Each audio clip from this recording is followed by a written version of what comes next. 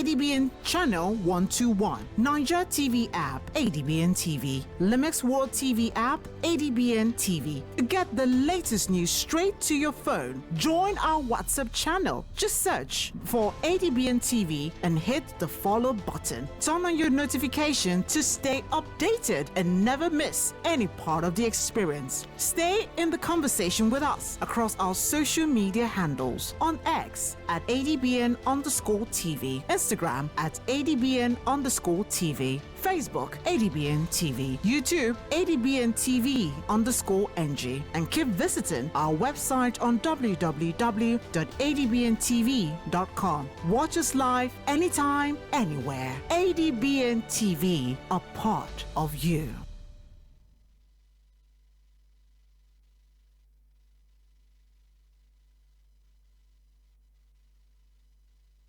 Of you who will accuse us of not being gender balanced. We are very gender sensitive, and then the chairman will round up. So this is our mid-election presentation. Sort of findings by TAF Africa. Haven't been in the field. From reports from our observers in the field and the empirical evidence that we saw. So as part of our commitment to promoting the electoral rights of persons with disability in Nigeria, we deployed 20 stationary citizen observers and 5 roving media observers to select polling units with registered voters with disability across Ondo State for today's governorship election. This deployment focused on assessing the overall experience of voters with disability and ensuring compliance with the provision of Electoral Act 2022, Section 54, subsection 1 and 2. While we commend certain effort by Independent National Electoral Commission, INEC, our observation revealed critical gaps and challenges that emphasize the need for further improvement in the electoral process to ensure inclusivity and accessibility with persons with disability. I think just by way of further comment before my colleague joins us, there is a need for us to have a conversation, a general conversation. This is not just about disability, about the issue of, one, voter apathy. The participation of people in this election in general terms is abysmal and of concern to us. The second is this endemic nature of vote buying. I think what we've seen in this election is more, not only dramatic, it is so strategic. It's criminal strategy. We saw with our eyes a situation where they were literally peddling some form of a paper that you have to collect from the political party. The agent will see that you have voted, and just by the corner, you will go, and I saw with my own eyes 2 buses of money bags. And so when you go and vote and show that you have voted, you go around, and then from the buses they will give you the money for the vote that that individual cast. This is disheartening. We have imported our own types of democracy in this election, and which is, will I describe it as moneycracy?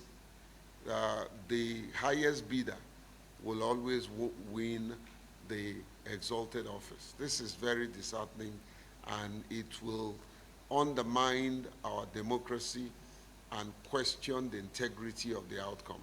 Let me allow the chairman of JONAPID in the state to read our key observation. Oh, yeah, sorry. Lynn, please go ahead. Key observations. Number one, vote buying and electoral malpractice. In numerous polling units, vote buying was conducted overtly, undermining the sanctity of the electoral process. For example, at St. David Primary School, Ijomo, Akure South, interested voters were issued coupons before proceeding to the polling booth. After voting for the preferred party of the vote sellers, voters raised their marked ballot papers for party agents to confirm. Upon verification, the agents ticked the coupons which qualified the voters to collect monetary awards at a designated spot. Such practices erode electoral integrity and disproportionately affect marginalized groups, especially persons with disabilities, who may face additional barriers to accessing or rejecting undue influence. Number two, non-provision of assistive tools. INEC failed to deploy critical assistive tools at several polling units, contrary to the requirement of the Electoral Act. Drill ballot guide, this was not provided in polling units with registered blind voters, such as polling units St. Thomas's Church 1, PU code 029, Bogi, Isikan, Akure South, and OK Emeso registration area, Ward 5 minutes 008. Blind voters have to rely on assisted voting, which compromises the secrecy and independence of their vote. Magnifying glasses. In Ward 6, Obai Lane, Akure North, a voter with disability was initially denied priority voting and later allowed after intervention. However, the magnifying glass required for her to vote independently was not provided. Number three, non-deployment of Form EC40H. Form EC40H, which is essential for capturing and categorizing PWD voter information and statistics, was missing in some polling units with registered voters with disabilities.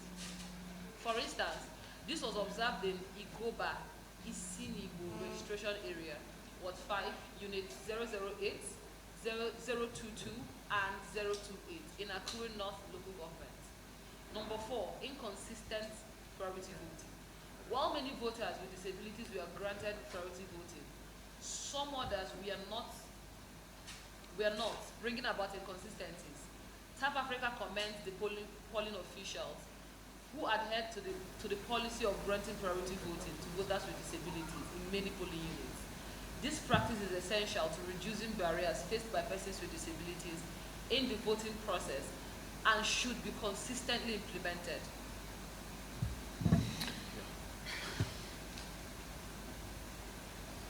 Recommendation to uphold the right of persons with disability and strengthen the inclusivity of future elections. We call on the Independent National Electoral Commission, INEC, to 1. Ensure full deployment of assistive tools.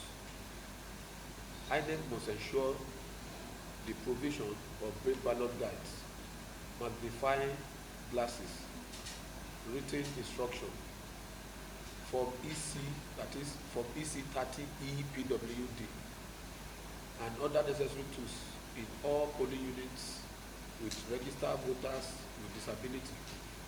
2. Enforce electoral integrity, that is, address the pervasive issues of vote buying through stricter monitoring and enforcement mechanisms. 3. Train electoral officer, that is, provide comprehensive training for polling officials on the rights and needs of PWDs to eliminate inconsistencies in priority voting and ensure compliance with disability inclusive policies. 4. Deploying Form EC40H consistently. This critical form must be made available in all polling units to collect accurate data on PWD voter and improve planning for future election. All right, so in conclusion, I would say while some progress have been made, our observation so far highlights the urgent need for more robust measures to ensure that elections are accessible, inclusive, and equitable for persons with disability. We urge INEC, civil society organization, and all stakeholders to work together to address these challenges and build a truly inclusive electoral systems. This is our mid-election statement. Please, we'll also use this opportunity to invite you or ask that you invite any of us during your election analysis, and we will give you further details. However, by tomorrow, we will be presenting our post-election statement. Now, you must understand that at TAF Africa, our interest is not, as much as we're interested in the result, but it's not in our place to give you any comment as to what the outcome would be. Our interest is to make sure that we interrogate the entire system to ensure inclusivity. And that's exactly what we've been doing in our first statement, in the second statement, and that will also reflect in our last statement, which will serve as a post-mortem to this whole process. So we don't want to use this opportunity to thank you. If you do have any question, we will take those questions. But if you don't have any question, thank you for coming to this briefing. When the areas at which the vote buying and this misconduct that you mentioned, and I observe that most of the observers are across 18 local governments in the state. So apart from Akure and these highlighted building that I mentioned, have you gotten any information from the observers across other local governments if such practices is being happening or misconduct is occurring in other local governments? Okay, so the chairman have some information that came in outside Akure. Again, we made it very clear as an organization that due to scarce resources, we did not deploy a very large number of observers. We only deployed 20, and we were guided by data science. So we didn't just deploy sporadically. We deployed based on the data we have that shows us where persons with disability are. So it will be an absolute nonsense to deploy across board when you know that the people you are deploying will not have any work to do. But again, like I said, the chairman do have some answers to that question. Go ahead. You have something? Yes. Okay. Just to also say that if you look at the board we have there on the distribution of our observers, you see that we have tried to cover all the local governments that we have in Ondo State. But just like the CEO mentioned, because of the scarcity of resources, we couldn't deploy heavily into all the local governments. But at least there's no local government that we don't have at least one observer. So based on what you said, the reports we have gotten, which the JNP chairman will also corroborate, is that the incidence of vote buying is actually across more than 60% of the polling units our observers, covered, which is a large percentage compared to, you can actually infer that having covered this number of local government and the results you're seeing from those local governments, vote buying incidence is actually a prominent incidence, across board in the state. I'll allow him to add more to that. Yeah, thank you very much, sir. The issue of vote buying is all over the local government, not peculiar to only Akure. I've gotten a report from Ombagi Akoko calling that have I participated in the ongoing election, have I voted? And I said yes. They were trying to ask whether they settled me. They are my friends, they are my colleagues. And I said I don't take bribe for voting. So in Ondo West local government, a colleague called me. He said they were vote buying. He said it's unfortunate that is this how we continue in Nigeria? And I said it is people that are buying vote and it is people that are, it is politicians that are, it is people that are selling, it is the politicians that are selling vote and the electorate that do buy. So that is the issue. It's across board. So, but with what we are saying, do you see in Nigeria in the years to come, do you see our democracy growing, or do you see us being in a very robust democracy? With what is happening? Well, by the grace of God, we are practicing democracy. We've not had that military has taken over everywhere. So as far as we are running democracy, so we are in the democratic settings. But gradually, I think, with the level of advocacy and so things will be changing.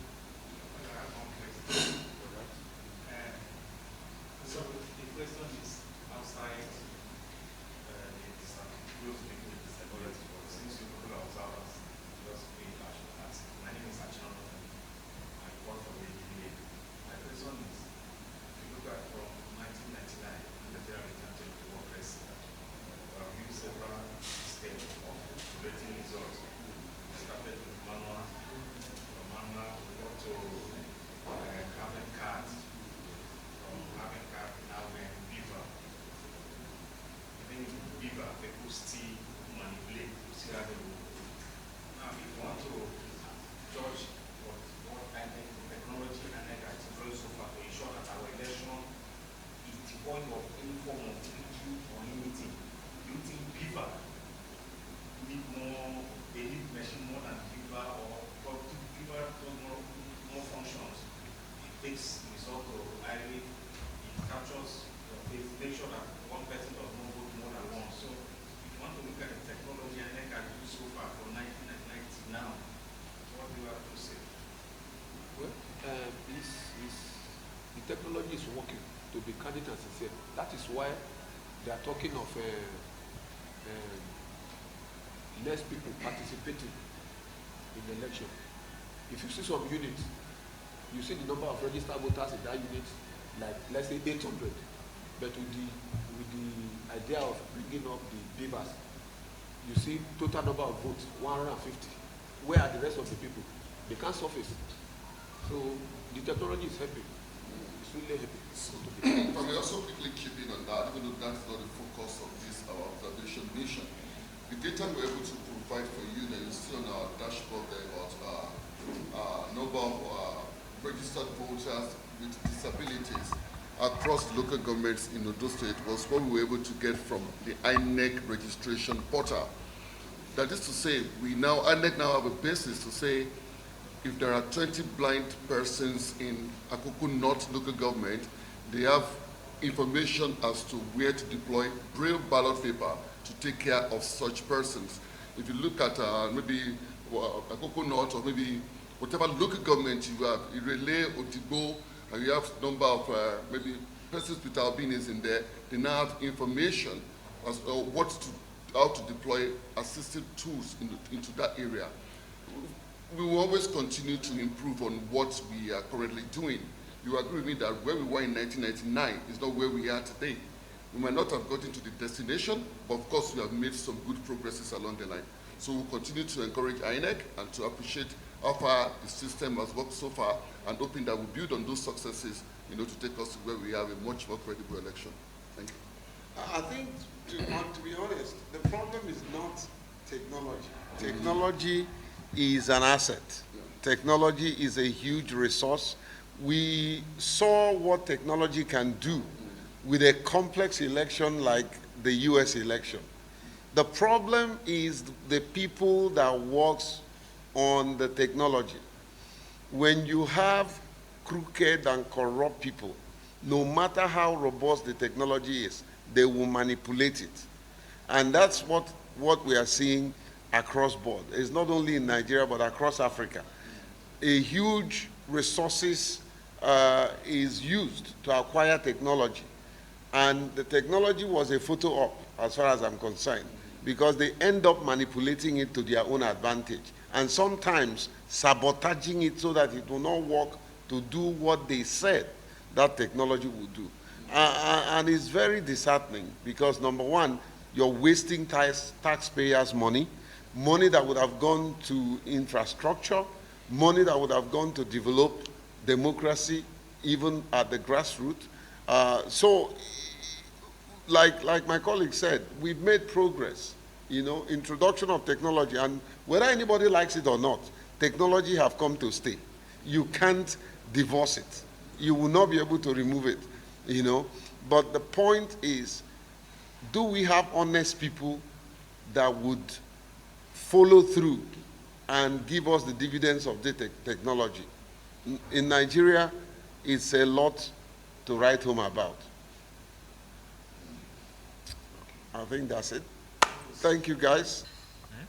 My sister, again, I want just to do small.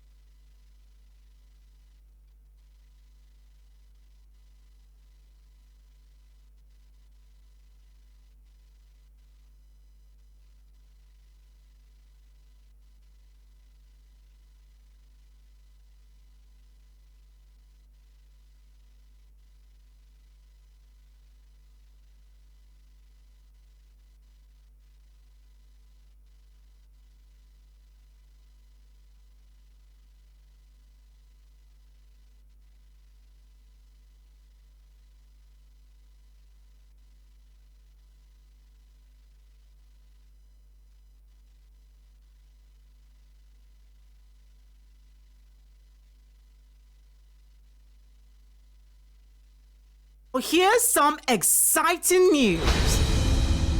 ADBN is everywhere you are. Stay connected with us across all our social media and streaming platforms for exclusive news updates, captivating stories, and more. Join the ADBN community today via our various platforms on Avo TV app, ADBN channel 121, Niger TV app, ADBN TV, Limix World TV app, ADBN TV. Get the latest news straight to your phone. Join our WhatsApp channel. Just search for ADBN TV and hit the follow button. Turn on your notification to stay updated and never miss any part of the experience. Stay in the conversation with us across our social media handles on X at ADBN_TV, Instagram at ADBN_TV, Facebook ADBN TV, YouTube ADBN TV_NG, and keep visiting our website on www.adbntv.com. Watch us live anytime, anywhere. ADBN TV, a part of you.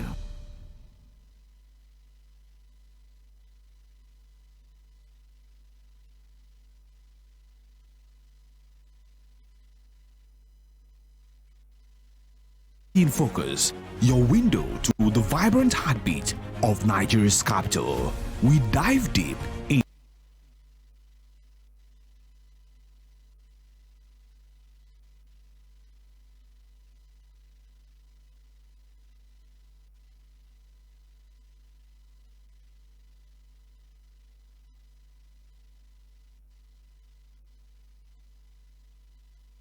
noon. Tune in for the latest stories directly from the nation's hearts.